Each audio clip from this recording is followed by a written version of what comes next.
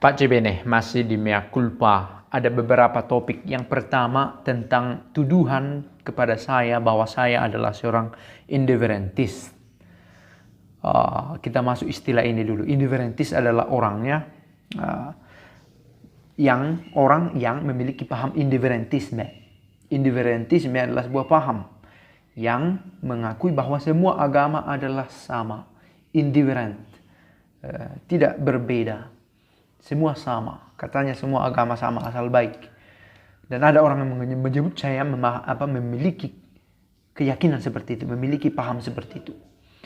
Dan saya harus katakan, tentu saya tidak orang indifferentis.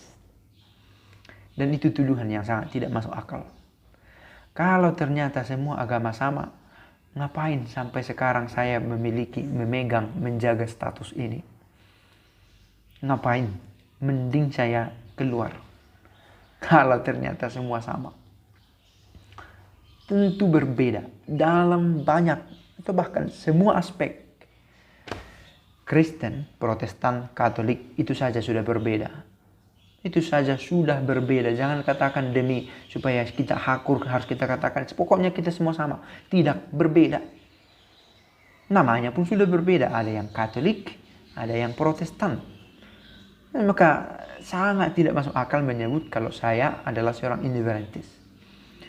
Karena saya menyebut Allahnya, semua orang adalah sama. Hanya Allah yang mewujud dalam diri Kristus.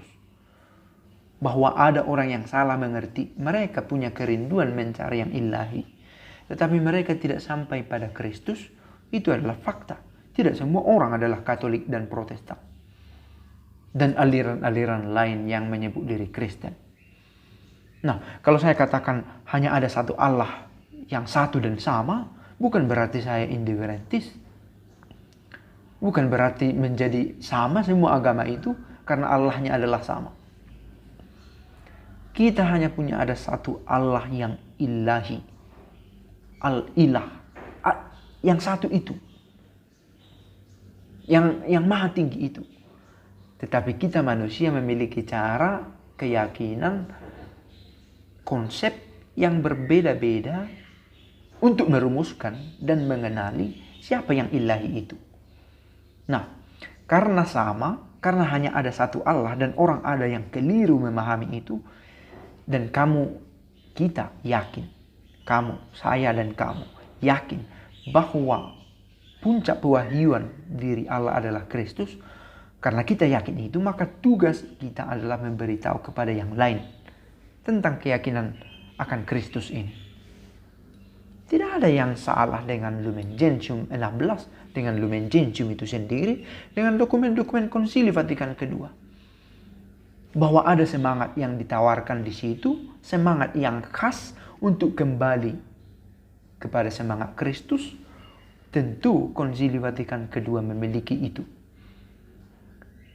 Maka tidak dengan sendirinya, maka sekali lagi juga kalau menemukan istilah yang enak didengar, yang seperti baru, dan kalau kita tahu istilah ini kita menjadi terkesan akademik intelektual, jangan terlalu gampang mengambil itu dan membeberkannya kepada orang lain.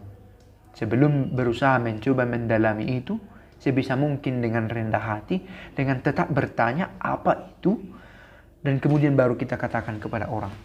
Supaya jangan ketahuan bahwa kita memiliki pengetahuan yang dangkal. Kadang orang tidak perlu tahu itu karena itu bisa menjadi bumerang untuk diri kita sendiri. Nah, ini topik yang pertama yang saya mau bahas, bahwa saya bukan indifferentis. Dan sebenarnya dengan status atau yang saya bahas selama ini, tanpa saya katakan secara verbal pun orang sudah tahu bahwa saya bukan indifferentis. Bahkan antara Katolik dan Protestan saya tidak katakan sama. Itu beda. Jangan demi harmoni kita katakan oh sama. Tidak, itu berbeda. Dalam catatan kronologis, dalam teologi, dalam tradisi, itu berbeda. Nah, bagaimana perbedaan ini tidak membatasi sisi kemanusiaan kita dan cara kita mengekspresikan cinta Kristus. Itu butuh perjuangan untuk mengelaborasi, untuk mewujudkan yang ilahi itu pada realitas dan di dalam realitas. Nah, itu topik yang pertama. Yang kedua, ada yang bertanya soal diakon permanen. Dan sangat antusias seorang bermarga Tarihoran. Diakon permanen di Indonesia sejauh saya tahu belum ada. Yang ada adalah prodiakon dan tidak persis sama dengan diakon permanen. Dia mendapat tahbisan diakon, tetapi sampai pada tahap itu.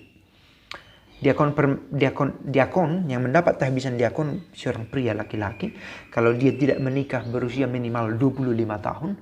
Tetapi kalau dia sudah beristri dan ingin menjadi diakon dan dia akan mendapatkan tahbisan diakon menjadi diakon permanen, sekurang-kurangnya dia berusia 35 tahun. Tetapi seorang yang mendapatkan tahbisan diakon belum memiliki kapasitas atau potensi in persona Christi sebagaimana yang dimiliki oleh imam dan uskup. Diakon menjadi pelayan sabda, pelayan altar, dan pelayan amal kasih.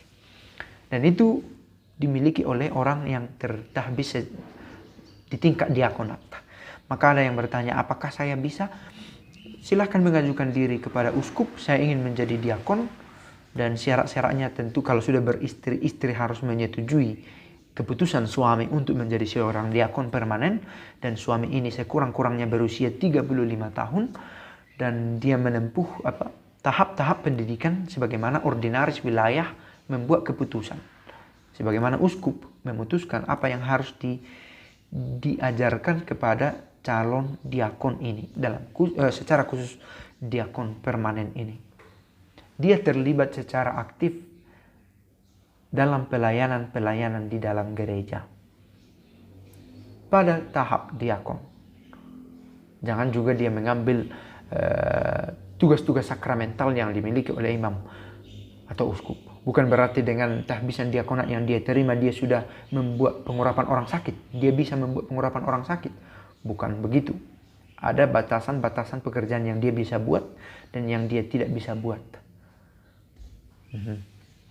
Oke, itu topik yang kedua. Topik yang ketiga, saya berterima kasih kepada para sahabat yang memberi masukan tentang konten, tentang cara penyampaian, tentang metode yang saya pakai untuk membuat video yang terkesan spontan, tanpa persiapan, tidak dikonsep.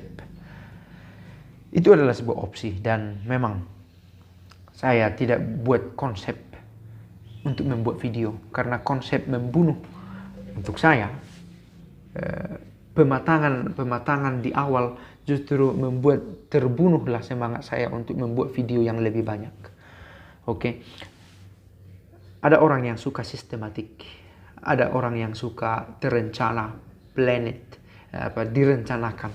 Ya, ada konsep yang terang. Itu sebuah opsi. Tapi ada juga yang impulsif dalam arti positif. Ada orang yang sangat reaktif dan spontan membuat hal-hal yang kecil. Dan saya memilih opsi yang kedua ini. Yesus membuat pengajaran bukan dengan tempat duduk yang teratur, lengkap dengan alat tulis. Atau dimanapun Yesus berada, dia membuat pengajaran. Tentu karena dia memahami apa yang diajari dan ini yang tidak dimiliki oleh semua orang. Dan dia mengajarkan apa yang ada dalam dirinya. Itu yang dimiliki oleh Yesus dan tidak dimiliki oleh yang lain. Dan karena itu dia dengan spontan sanggup memberikan pengajaran dimanapun, kapanpun, dengan cara apapun. Dengan memakai perumpamaan, dengan perbuatan hidupnya, dengan kata-katanya. Nah, ini satu metode. Bahwa pengajaran Yesus tidak sistematik, ya.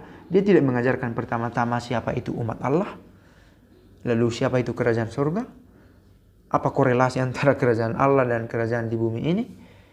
Bagaimana aplikasi dari kerajaan Allah itu. Kemudian tidak ada tahap demi tahap. Dia membuat pengajaran sesuai dengan situasi setempat. Sesuai dengan pendengarnya. Sesuai dengan waktunya.